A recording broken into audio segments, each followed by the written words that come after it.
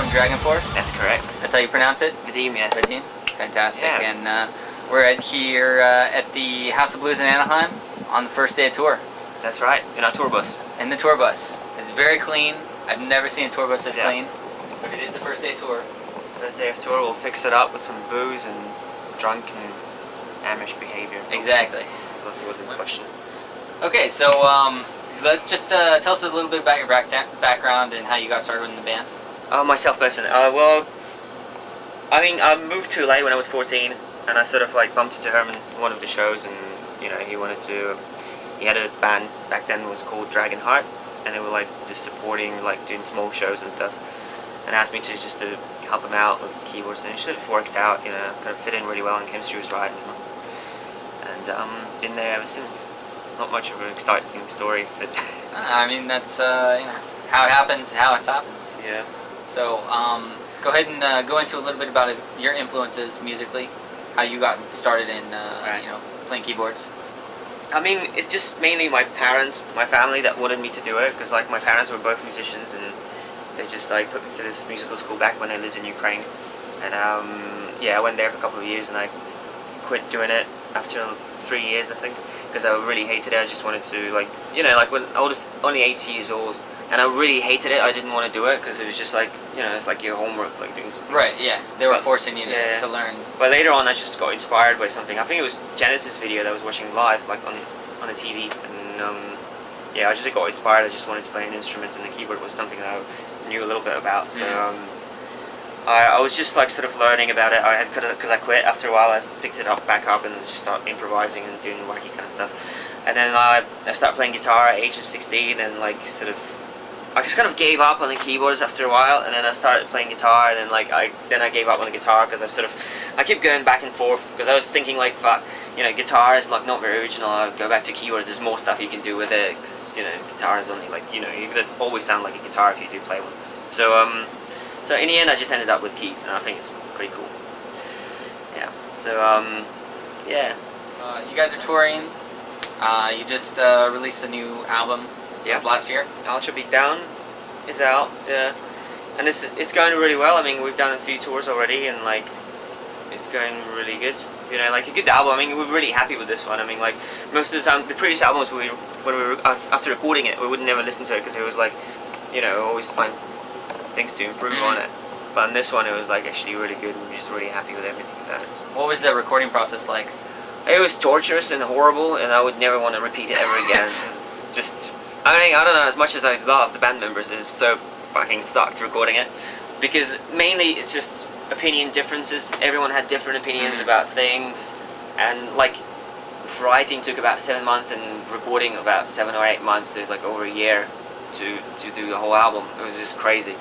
I mean, we had a lot of good ideas, but everyone had good ideas, and like people would just keep changing things, right? And then like not letting other people know, or I don't know, just miscommunication mainly, and just people getting unamused, pissed off and stuff. But in the end, it worked out, you know, because you always have like different opinions, you know, because like producing the album was me, Sam, and Herman, and like we always like, you know, have different opinions about stuff. But in the end, it's just all fine, you know, like it's over now, so we can carry on forward. But yeah, it's not think about it again for another few years. No. I mean, it's always good, like when you have cool ideas, there's always ways to improve a record, make a good song. The songs are really, I believe it's a really strong material on this album, and the songs are improved, evolved, and just more dynamic. Just, it's a good record, but it definitely has a, you know, a more you know, I don't want to say polished sound, but it's definitely, it brings a lot of, you know, influences into it. I mean, like I used this theremin on it, like to make it more like sort of ambient. There's all these howling kind of wacky noises, and the chaos pad and all this kind of stuff. I mean, we definitely try really hard to make it sound good. I mean, whenever we want to like make it sound crap for the sake of it and say, yeah, it's metal, it's supposed to sound like that, but we just want to, because there's so much going on. There's only like this 30 tracks of keywords only on every single song, but that you not necessarily hear every one of them, but you just want to like fit everything in, and somehow you have to like, you know, spend a lot of time mixing things and making it work. But yeah, it's cool. So we just took you away from the meet and greet with fans. How are those usually? Those are great, you know, fans are usually really nice. I mean, we did Japanese tour not too long ago, and people like bring presents and stuff. you know, just shake our hand, take pictures with us, and get us to sign autographs. And it's pretty cool, you know. Like, you know, I always, you know, when I was a kid, I always wanted to meet like people I looked up to. Mm-hmm. It's always nice to give something back. It's nice. How is it, you know, as a musician, but obviously growing up listening to various, you know, forms of music? Have you ever met like, you know, one of your main idols? And how is that like? Is it weird or? Yeah, it's actually pretty kind of, I don't know, it's kind of lame talking about it because I kind of know person now. Like, you know, Devin Townsend from Strapping Young Lad. Mm-hmm. I used to be like quite crazy about like, you know, like about the stuff that he does, like about the songwriting and the way he sings and the way he arranges the songs, and just looking up to him as a performer in every single way. And I came to see Strapping Young Lad, and I hang around like after with some mates of mine from school. I just stuck around at the venue. It was like a small venue. It was garage in Islington, in London. And I went at the back of the venue. I just met him, and I was like, I asked for an autograph and a signature, and I was like, my knees were shaking. It was so embarrassing. Like now talking about it. And later on, we did like an Ozfest together now, and then like I sort of spoke to the guy, and I was like, still pretty cool, like a really nice guy. Because I was scared meeting like famous people, because I think, oh my god, what if I got every single album of this artist, and if I do meet them, and if they're an asshole, then I'm gonna hate it. I'm gonna just like bum out, like the whole life is like, fuck, ruined. But no, he's a really cool guy, and like, you know, it just feels good, you know, when you meet someone you look up to and they're nice. So we're trying to be nice to our fans. We're actually assholes. But no, we're good. Of course. What did the fans tonight think of the hat? I don't know. Well, any mention it? Fans said actually it's pretty cool. The band thing is pretty gay, so I'm gonna keep wearing it for now just to piss him off. But I mean, I don't know. My hair is kind of greasy today, so actually I haven't got any. No, it's all under the hat. Like, keep the mystery going. It's just, you know, I was just wearing it. I don't know why. I'm not gonna explain myself, even though I did. Next question. Yeah, that's cool. Definitely. So music nowadays. Anything really strike your, you know, fancy? New bands, old bands with new CDs? I mean, like, scene is more diverse these days, I think. Like, there's a lot of new bands that are doing like different things, like a Protest the Hero, like pretty cool, like pretty diverse, like proggy, like a little bit of screaming, a little bit of singing. It's pretty awesome. Like, new up and coming band like Blessed by a Broken Heart. You know, they have this 80s vibe going there, and it's kind of like interesting. All the bands are there.